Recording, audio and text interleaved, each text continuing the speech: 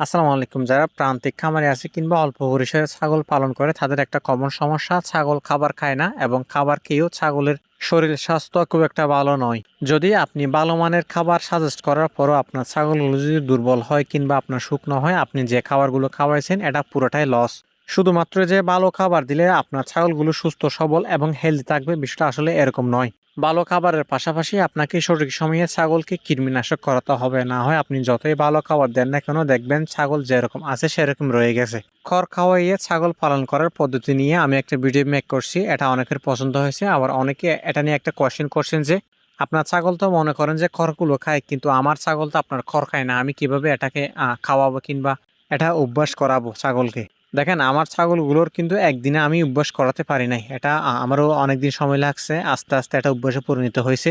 আর যদি আপনারা খুব তাড়াতাড়ি এটাকে খাওয়াতে চান, সেক্ষেত্রে এটাকে ছোট ছোট করে কেটে আপনারা দানাদার সাথে মিক্স করে দিলে অবশ্যই খেয়ে ফেলবে। যেহেতু আমার ছাগলগুলো খড় দিলে খায়, সেজন্য আমি তাদেরকে বডি ওয়েট হিসাব করে দানাদারটা দিয়ে দিই, পাশাপাশি সাপ্লিমেন্ট দিই।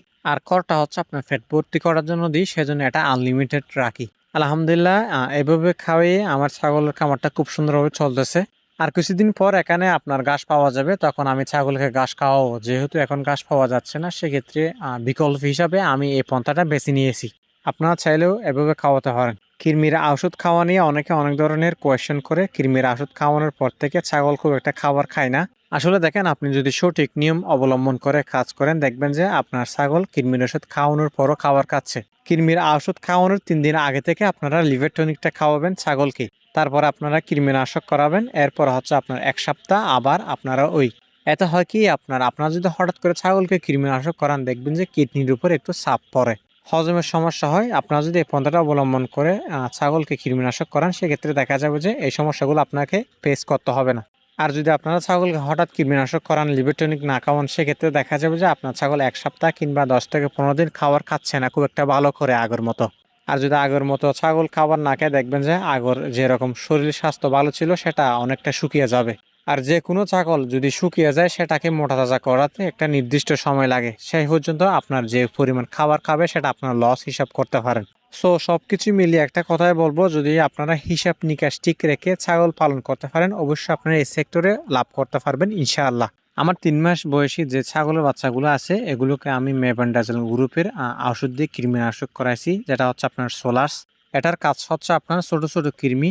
প্রথম মাসে আমি ওদেরকে খাওয়াইছি মেলফিন সিরাপ, যেটা মানুষের বাচ্চাকে খাওয়ায়। এরপর আপনার অ্যালবেন্ডাজল খাওয়াইছি দ্বিতীয় মাসে। এখন তৃতীয় মাসে হচ্ছে যে আপনার মেবেন্ডাজল খাওয়াইছি।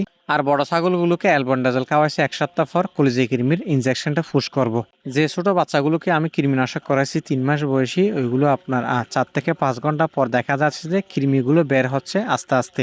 এটা অনেক ভালো কাজ করছে আলহামদুলিল্লাহ। আপনারা যদি ছাগলের বাচ্চাকে সঠিক সময়ে কৃমিনাশক না করেন, দেখবেন যে ছাগলের বাচ্চা বড় হচ্ছে না, আপনারা যতই ভালো খাবার দেন না কেন। মাশাআল্লাহ, আমার ছাগলের বাচ্চাগুলো দেখে আপনার মনে হবে না এগুলো কৃমিতে আক্রান্ত হয়েছে। যখন আমি ওষুধ খাওয়াইছি, কৃমিগুলো বের হয়ে যাচ্ছে। মূল কথা হচ্ছে, আপনারা ছাগলকে ভালো খাবার দেওয়ার পরও ছাগল মোটাতাজা হচ্ছে না, আপনারা চাইলে এই পন্থাটা অবলম্বন করে খুব সহজভাবে আপনারা ছাগলকে মোটাতাজা করে নিতে পারবেন। আর আমরা অনেকে আছি যারা হচ্ছে যে আপনার ছাগলকে মোটাতাজা করাতে চায়, প্রচুর পরিমাণ ঘাস দিই, কিন্তু দানাদার খুব একটা দিনে। আসলে দেখেন, ছাগল ঘাস খেয়ে সুস্থ সবল থাকবে, এটা স্বাভাবিক বিষয়। আপনারা যদি কম সময়ের মধ্যে দ্রুত ছাগলকে মোটাতাজা করাতে চান, সেক্ষেত্রে আপনাকে দানাদার অবশ্যই দিতে হবে। দানাদারের বিকল্প কোনো কিছু নেই।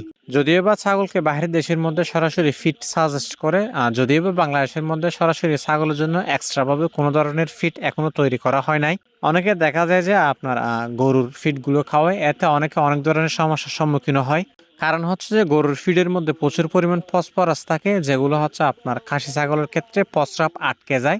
প্রস্রাবের রাস্তার মধ্যে পাথর জমে থাকে, সেজন্য খুব একটা উচিত নয় বেশি খাওয়ানো গরুর ফিডগুলো ছাগলকে। আশা করি আপনারা বিষয়টা বুঝছেন। সবাই ভালো থাকবেন, সুস্থ থাকবেন। আসসালামু আলাইকুম।